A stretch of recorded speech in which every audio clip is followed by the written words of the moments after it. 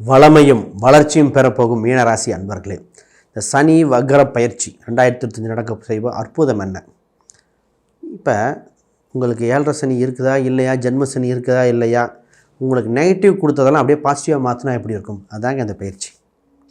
இப்போ 138 நாள் உங்களை ஃப்ரீயாக விட்டு வேகமாக போய் உனக்கு என்னெல்லாம் வேணுமோ எடுத்துக்க அப்படின்னு சொன்னால் எப்படி இருக்குது? அந்த ஸ்டேஜை தான் இந்த சனி கொடுக்குது. ஏன்னா சனி வக்ரம் பெற்று தன் வீரியத்தை குறைக்கிறார். வேகமாக செய்ய வேண்டிய விஷயங்கள் நிறைய இருக்குது. அது என்ன ஏதுன்னு தெளிவாக பார்ப்போம். முதல்ல அனைவருக்கும் வணக்கம். நான் உங்கள் ஸ்ரீ சுபம் விஜயகுமார். இந்த சேனலை புதுசாக பார்க்குறாங்க, சப்ஸ்கிரைப் பண்ணிக்கோங்க. கேள்விகள் சந்தேகம் தான் பார்த்துட்டு கமெண்ட் பண்ணுங்கள். ரைட், முதல்ல ஜென்ம சனியின் தாக்கம் வெகுவாக குறைகிறது. ஏன்னா வக்ரம் பெற்று 12ஆம் வீட்டை நோக்கி போகுது. 12ஆம் வீட்டு பிரச்சனை அது இருக்குது. அது என்ன அதுன்னு பார்ப்போம். முதல்ல உங்களுக்கு பண ரீதியாக பொருளாதார ரீதியாக ஒரு இம்ப்ரூவ்மெண்ட் உண்டு. மன நெருக்கடி குறையுதுங்க. மன அழுத்தம், மன நெருக்கடி, அந்த சொல்லணும்னா அவமானங்கள்லேருந்து அடுத்த ஸ்டேஜுக்கு வெகுமானமாக மாறப்போகுது. அவமானம் ஒரு வெகுமதி அவ்வளோ இதாக இருக்குது. ஏன்னா பல கஷ்டங்கள் உங்களை பொருளாதார ரீதியாக பேசின பேச்சுக்கள் என்ன, நீங்கள் செய்த செயலுக்கு நீங்கள் பேக் ஃபயர் ஆனது என்ன, நல்லது பண்ணி கெட்டது பேர் வாங்கினது என்ன, அதெல்லாம் இந்த மீனராசி தான். எனக்கு மட்டும் ஏன் அப்படின்னு கேள்விக்கு பதில் இல்லை. இந்த ராசிக்கு ஃபஸ்ட்டு அவமானத்திலிருந்து மீண்டு வரீங்க. ஃபஸ்ட்டு பண ரீதியாக பொருளாதார ரீதியாக வருமானம் உண்டு.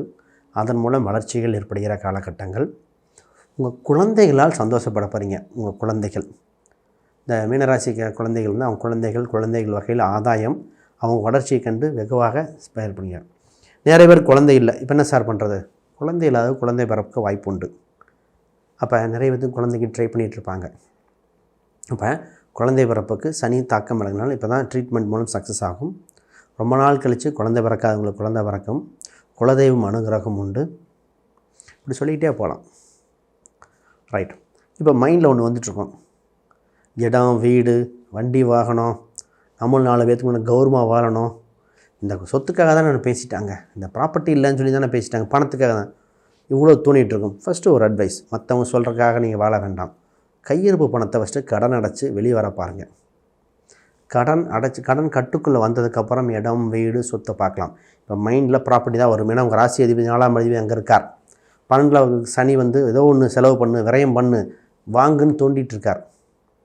அப்போ இது சுப செலவாக மாற்றிக்கணும். அவசர முடிவாக இருக்கக்கூடாது. ஃபஸ்ட்டு கடன் அடைச்சி வரதே பெரிய விஷயம். கடன் பெற்றால் நெஞ்சம் போல் கலங்கினான் இலங்கை வேந்தன் கடன் அடைக்க சரியான காலகட்டம். ரைட், இந்த ப்ராப்பர்ட்டியில் அதுக்கு முன்னாடி வேலையை சொல்லிவிட்டு நான் வரேன். ஏன்னா இங்கே கடன் வாங்குவீங்களா இல்லையான்னு சொல்லி உங்களுக்கு புரியணும் இல்லையா? முதல்ல வேலையில் ஒரு மாறுதல் உண்டு.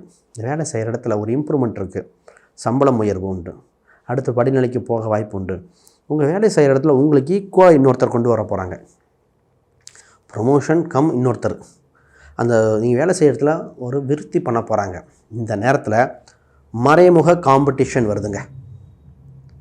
உங்களை கண்காணிக்க போகிறாங்க வேலை செய்கிற இடத்துல. அப்போ நீங்கள் செய்யும் செயலில் அக்கௌண்ட்ஸு, டாக்குமெண்டேஷன், ப்ரூஃப்லாம் கரெக்டாக வச்சுக்கணும். ஸ்கில்லை வளர்த்துக்கணும். உங்களோட சோர்ஸஸ் தூக்கி மற்றவங்க அப்படியே கொடுத்துட்டிங்கன்னா அவங்க மேலே வளர்ந்து உங்களை டாமினேட் பண்ணிடுவாங்க. ஏன்னா திருப்பி 132 நாள் கழித்து வரும். அப்போ கூட வருகிற ஒரு ஆள் சரியான ஆளாக, பண விஷயத்தில் கரெக்டாக இருக்குமா, சீக்கிரட்டை சொல்லலாமா அப்படின்னு கொஞ்சம் கண்காணிக்க வேண்டிய காலகட்டம். இந்த நேரத்தில் தான் எதிரிகள், தொந்தரவுகள் இதெல்லாம் கொஞ்சம் கொஞ்சமாக கவனித்து செயல்பட வேண்டிய நேரம். என்ன சார் மற்றதெல்லாம் நல்லது சொன்னீங்க, மற்றது நல்லது தான், இந்த இடத்துல அது கவனிக்கணும் இல்லையா? ரைட், கடன் பொதுவாக பண வருவாய் அதிகரிக்கும். கடன் அடைக்க வாய்ப்பு உண்டு. இந்த நேரத்தில் வீடு, இடம் ஒன்று வாங்க தோண்டிகிட்டே இருக்கும். இதுக்கு கடன் ட்ரை பண்ண தோணும். பொதுவாக ப்ராப்பர்ட்டி ரீதியாக வண்டி, வாகனம் அது மட்டும் முயற்சி பண்ணிக்கங்க. பெரிய முதலீடுகள் பெரிய சம்மந்தப்பட்ட வேணால். குழந்தைகள் அவங்களால பெருமைப்படுறதுக்கு, அவங்களுக்கு கல்விக்காக செலவு பண்ணுறது, அவங்க குழந்தைகளின் திருமணத்துக்கு, குழந்தைகளுக்காக டெவலப் பண்ண வேண்டிய காலகட்டமாக இருக்குது. அப்போ பணத்தை சுப விரயங்களாக பண்ணிக்கங்க. தேவையற்ற வேண்டாம். ஒரு அசட்டு வாங்கி போட்டிங்கன்னா யூஸ்ஃபுல் ஆகும் அப்படின்னா பாருங்கள்.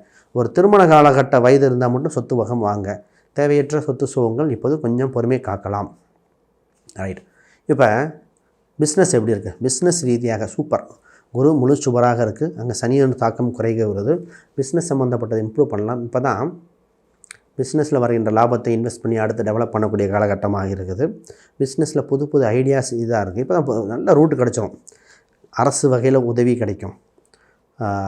சொந்த உறவு வகையில் ஒரு உதவி கிடைக்கும். நல்ல வேலையாட்கள் இருப்பாங்க. நீங்கள் 2 நாள் 3 நாள் இல்லைனா கூட பிஸ்னஸ் டெவலப் பண்ணுற அளவுக்கு ஆள் கிடச்சாச்சு. அப்போ பிஸ்னஸில் ஒரு பிராண்டிங் பண்ண சரியான காலகட்டம். பிஸ்னஸில் நிறைய பேருக்கு நான் சொன்னேன். ஒருத்தருக்கு சொன்னால் மாவு பாக்கெட் போடுறதான் ஒரு தொழில்.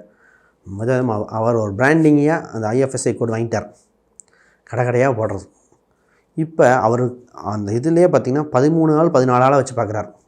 மிஷினரிஸ் போட்டு 13-14 ஆளுக்கு வேலை கொடுக்குறாரு. அந்த குறிப்பிட்ட ஒரு வட்டாரம், ஒரு டிஸ்ட்ரிக்டில் மட்டும் தான் கொடுக்குறாரு, ஒரு சிட்டியில் மட்டும் தான் கொடுக்குறாரு. எல்லா கடையிலும் இவர் மாவு பாக்கெட் தான். பார்க்க சின்ன தொழிலாக தெரியுங்க. இது மாதிரி பெரும் தொழிலில் இருக்கிறவங்க பிராண்டிங் பண்ணக்கூடிய காலகட்டம். அதற்கு என்ன, உங்கள் ராசிக்கு உங்கள் 10ஆம் வீட்டுக்கு என்ன சாதகம், என்ன கடவுள் வழிபாடு, அதை கரெக்டாக பிடிச்சி கொடுத்தோம் ஆரம்பிச்சிட்டார். இப்போ அந்த மாதிரி நீங்கள் உங்கள் ஜாதக ரீதியாக பார்த்து டெவலப் ஆகணும்னா கான்டாக்ட் பண்ணுங்கள். இந்த நேரம் ஒரு தொழில் ரீதியாக வளர்ச்சி, அடுத்த படிநிலைக்கு போகக்கூடிய காலகட்டம், கடனை அடைச்சி வெளிவர காலகட்டம், கௌரவம். இந்த நேரத்தில் உங்கள் சங்கத்தில் ஒரு பதவி, சமூகத்தில் ஒரு பதவி கொடுப்பாங்க. பட் இந்த நேரத்தில் வயசையும் பதவியும் பார்த்துக்கணும். உழைக்கிற நேரத்தில் பதவி வாங்கிட்டு பார்க்குறதா கொஞ்சம் ஏஜ்டு பர்சனாக எடுத்துக்கலாம். ஒரு 60 வயசு 70 வயசில் இருக்கிறவங்க பதவியை பார்த்துட்டு அது கிடைக்கலாம். இதே ஒரு 45 வயசில் இருக்கிறவங்க பதவி எடுத்து என்ன பண்ணுறது, வேகமாக ஓட வேண்டிய காலகட்டம், பதவி பின்னாடி வரும், வேறு பயிற்சியோ வரும். அதில் கொஞ்சம் பார்த்துக்கங்க. உடன் பிறந்தவர்களால் ரொம்ப சொந்த பந்தம், உடன் பிறந்தவங்களால் ஆதாயம் இருக்கும். இந்த நேரத்தில் 12ஆம் இடத்தில் இருக்கிற சனி, ராகு, கால் சம்மந்தப்பட்ட, பாதம் சம்மந்தப்பட்ட, இப்போ தான் தெரிஞ்சோ தெரியாமல் இப்போ பள்ளத்தில் கால் வச்சு கால் இடறது, சைலன்ஸில் சுட்டுக்கிறது, அதாவதுங்க மற்ற தான் 12ஆம் இடத்துல இது கொண்டு இப்போ சின்ன ஒரு மருத்துவ செலவு இருக்குது.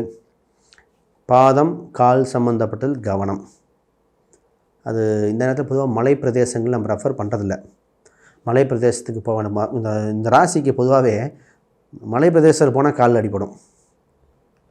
மலை பிரதேசங்கள், கோயில் கும்பாபிஷேகம் அப்போ இதெல்லாம் இந்த ராசியோட தன்மை. அது ஒருத்தர் ஆற்றுல குளிக்க போகிறேன்னு சொல்லிட்டு, ஃபால்ஸில் குளிக்க போகிறேன்னு சொல்லிட்டு கால் இடுக்கு போய் மாட்டிக்கிச்சு அப்படின்னார். அதுவும் ஹில் ஸ்டேஷன் தானே. இந்த மாதிரி விஷயங்களை கொஞ்சம் பாருங்கள். குலதெய்வம் கோயில்கள் அனுகிரகம் உண்டு, அதன் மூலம் ஆதாயம் இருக்கிறது. உணவு பழக்க வழக்கங்கள் சீர்திருத்தமாக அஜீரணம் சம்மந்தப்பட்டது கொஞ்சம் இருக்குது. சித்தா ஆயுர்வேத பகுதிகள் உண்டு. ஆல்டர்னேட்டிவ் மெடிசனுக்கு மாற வேண்டிய காலகட்டங்கள். இந்த நேரத்தில் மூட்டு கால் சம்மந்தப்பட்டது இருந்தால் அந்த வைத்தியம் இருந்தால் கொஞ்சம் பாருங்கள், அதை மட்டும் கவனம். பூர்வீக ரீதியான சொத்துக்கள் சம்மந்தப்பட்ட பேச்சுவார்த்தைகள் உண்டு. சின்ன சின்ன வம்பு வழக்குகள்லாம் காம்ப்ரமைஸ் ஆகிற காலகட்டம், காம்ப்ரமைஸ் பண்ணிக்கிறது பெட்டர். ஏன்னா 3-8 பொதுவாகவே இந்த செக் லீஃப், ஜாமீன் கையெழுத்து இதில் போட்டு மாட்டினவங்களுக்கு இப்போ தான் காம்ப்ரமைஸ் ஆக காலகட்டம் வருது. சீக்கிரம் காம்ப்ரமைஸ் ஆகிட்டு வெளியே வர வாய்ப்புகள் உண்டு. இப்போ தான் ஃபோன் சம்மந்தப்பட்டதை மாற்றிட்டேன், இல்லை ஃபோன் உடஞ்சது, இது மாதிரி தகவல் தொடர்பு சாதனங்கள் கொஞ்சம் கவனமாக பார்த்துக்கங்க. அதுக்கு ஒரு விரைவு செலவாக வந்துட போகுது. ஆல்ரெடி இருக்குது, இருந்தாலும் வாங்குகிறோம் அப்படிங்கிற நிலைமையில வந்து நிற்கும். ஃபோன் இருக்குது, ஏன் வாங்குறேன்னு தெரிலங்கிற மாதிரி. சரி பண்ண பிறகு அந்த ஃபோன் ஒர்க் ஆக ஆரம்பிச்சிடும். அப்போ இந்த காலகட்டம் பாருங்கள். இப்போ 9ஆம் இடத்தில் எந்த பார்வையும் இல்லை. இப்போ 9ஆம் இடங்கிறது தந்தையை குறிக்கும், ஆசிரியரை குறிக்கும். அப்போ அவங்க ஆசிரியர், தந்தை, குலதெய்வம், அதோட அனுகிரகங்கள் எல்லாமே கொஞ்சம் புரியாத புதிராக இருக்கும். சனி இந்த வக்ரம் பெறுவதற்குள்ள பொதுவாக செவ்வாய் கோயில்கள், செவ்வாயோட முருகர் சம்மந்தப்பட்ட கோயில்கள், பகவதி அம்மன் கோயில்கள்லாம் ஒரு டைம் போயிட்டு வாங்க. தடைப்பட்ட விஷயங்கள் வேகப்படுத்த வாய்ப்புகள் உண்டு. இந்த மாதிரி காலகட்டத்தில் ஒரு மிக்சடு பலனாக இருக்கும். ஆக மொத்தம் -லிருந்து 50% பாசிட்டிவாக மாறி இருக்கீங்க.